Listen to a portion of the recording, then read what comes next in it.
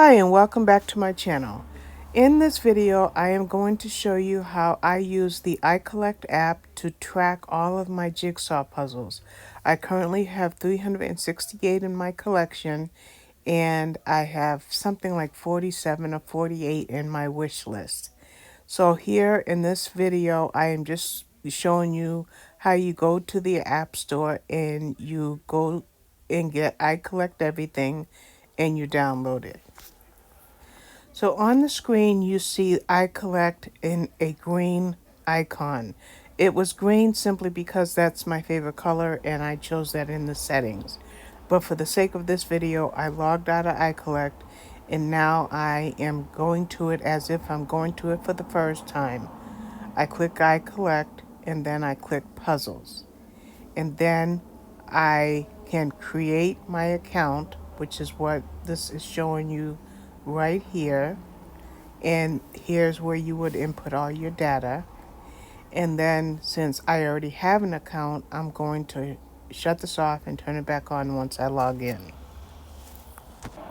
Okay, so I'm logged into my account and I'm going to try to show you everything that's in the menu, which is going to be on your left. The first thing it shows you is the various ways that I can sort my data by list, extended list, or grid. I usually use the grid menu. The next thing I can show you is how you can sort by ascending,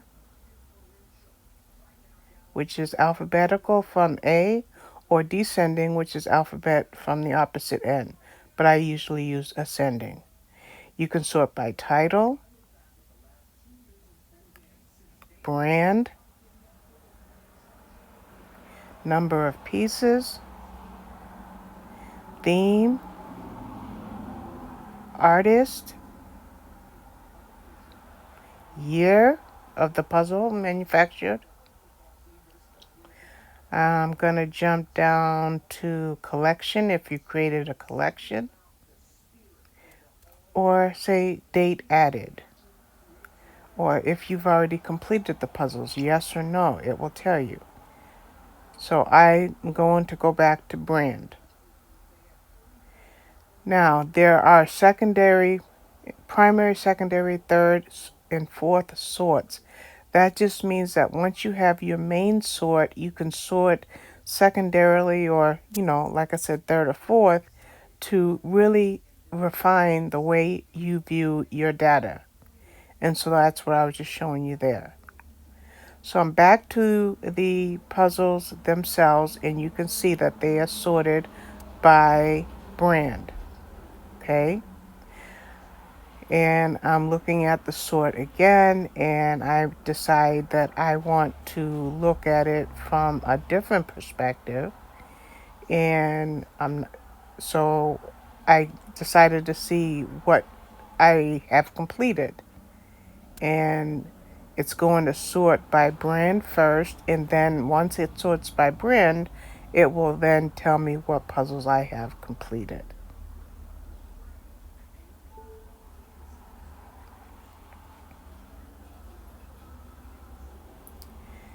Then if you click brand, you can look at all the brands that you have. And this is what I have here. And you can see them all listed alphabetically.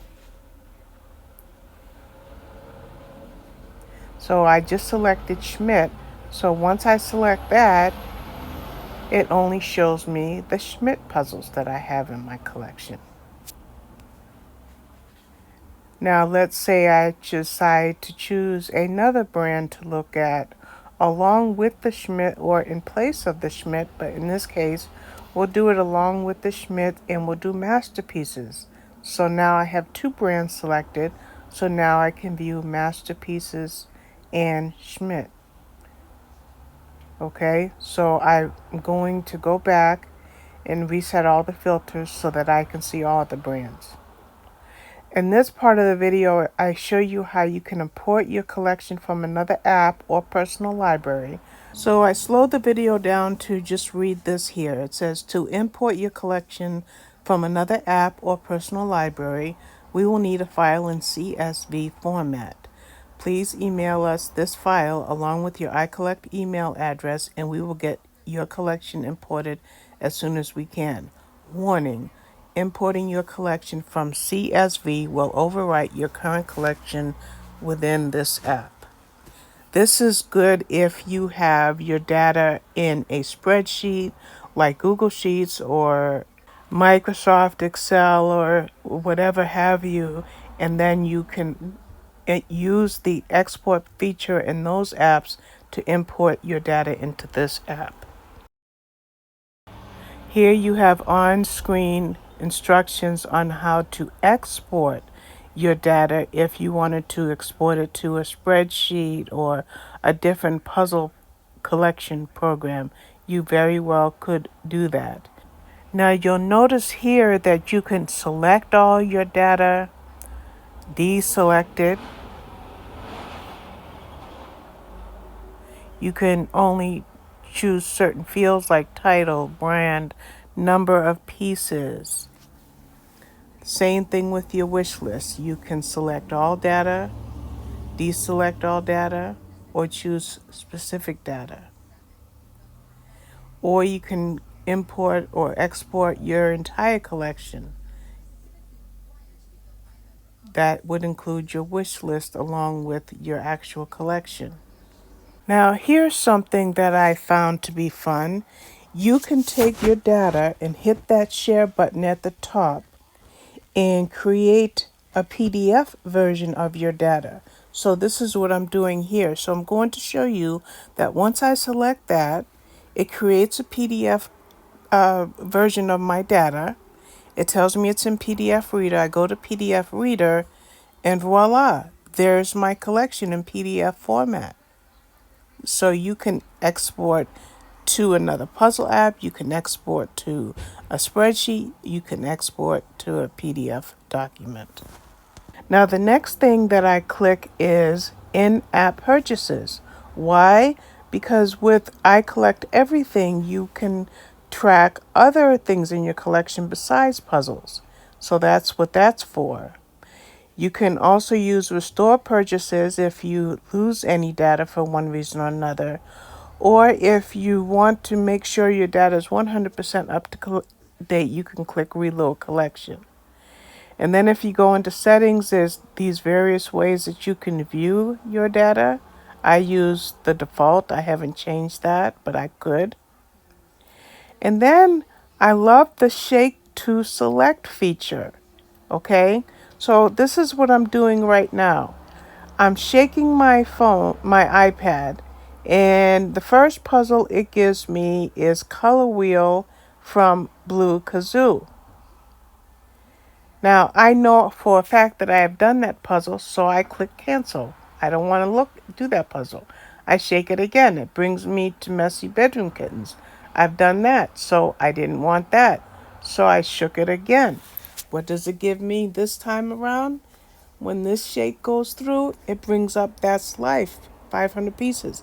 I haven't done this puzzle, so this is a puzzle that if I didn't know what to work on, I could choose that puzzle. Then you see other things in the menu, frequently asked questions and so forth, and all these default settings that you can change according to whatever works for you. Here I'm simply tapping different things in the menu, frequently asked questions. If you had questions on how to import your information or whatever, just different things that are here, and you're going to see them pop up. Like if I needed to change my password or my email, if I wanted to delete my collection or wish list, or even my account, if I needed to log out for one reason or another. Achievements they track, like if depending on how much you use this app, and that's basically it. So I deleted two puzzles to show you what it's like to input two puzzles. So you click the plus sign that's at the top, and then it asks you if you have a barcode, and I said yes. I hovered my camera over my barcode, and it added this puzzle. But let me show you again with another puzzle. So you click the plus sign up there next to puzzles in the search bar. I click yes that I have the ISBN. I hovered over. Notice this time it wasn't even straight. It shows that it's Whalers Bay, a Charles Wysocki puzzle, which I think I want to do in December. So I'm going to take a moment and I'm going to stick it into my December collections. So I making a decision on the spot as I'm doing this. And as I do that, then I click edit, I go down to collection, and I put whatever collection I want this to be. In this case, I want it to be my December puzzle goals. So that's what I'm typing right here.